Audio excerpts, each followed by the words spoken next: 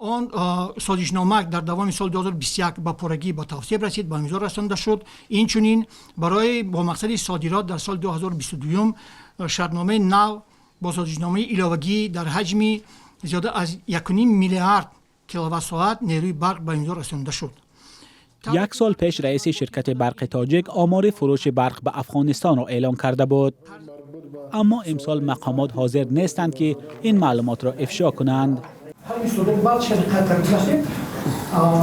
این احتمالی میباشد چون ما توسط دو خط انتقالی برق 120 کیلووات ما انرژی برق صادرات می‌سازیم. چرا که پیش از یک قطع گذشته ما توسط خطای انتقال برق 220 کیلووات تمام در فصل تابستان که حجم زیاد احتمالی در بر می‌گیرد این مقرر شده، اما در فصل زمستان چه قطع گذشته تا 40-45 مگاوات اینا وابسته با نگهداری هم تجارت از کاری و آن وابسته با که تولید آب انرژی رو امکان نمیدهند که ما در فصل زمستان حجم زیادی برق به جمهوری افغانستان صادر کنیم.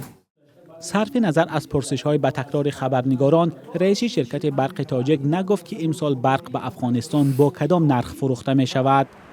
مسئولین شرکت برشنا هم به تماس‌های ما پاسخ ندادند. نیم سال پیش برق تاجیک اعلام کرد که شرکت برشنا از آنها 28 میلیون دلار قرضدار است، اما حالا مقامات حجم قرض شرکت افغانستانی را هم دیگر افشا نمی کنند. پرداخت‌پذیری شرکت برشنا بهتر گردید. یک قسم مبلغی که از قرضداری سال‌های پیش به ما اونده بود تا قسم قرضداری وجود دارد.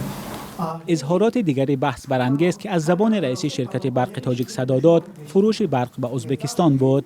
محمد عمر اسدزاده در این نشست گفت با ازبکستان تنها در فصل تابستان برق صادر کرده می شود، اما یک هفته پیش شبکه‌های انتقال برق ازبکستان خبر داد که واردات برق را از تاجیکستان زیاد کرده است.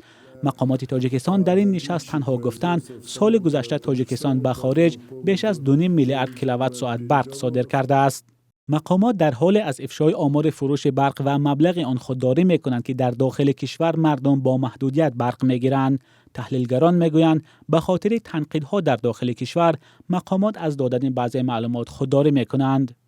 بارها مقامات ترکستان اعلام کرده بود که ما وقتی که نیروی برق زیاد میکنیم، مثلا فلان نیرو ها میسازیم دیگرش میسازیم، دیگر مردم ما همیشه صاحب برق میشن و ما مثلا مردم از زمستان و تابستان تامین میکنیم. ولی وقتی آخر دیدن که یگانه راه پول کار کردن یا پول یافتن همین فروش نیروی برق است. به همین خاطر نمیگم که ما اینقدر زیاد فروختیم، اینقدر فروختیم. به همین خاطر مردم در ناحیه‌ها در دهات اصلا در روستاهای تاجیکستان نیروی برق نیست.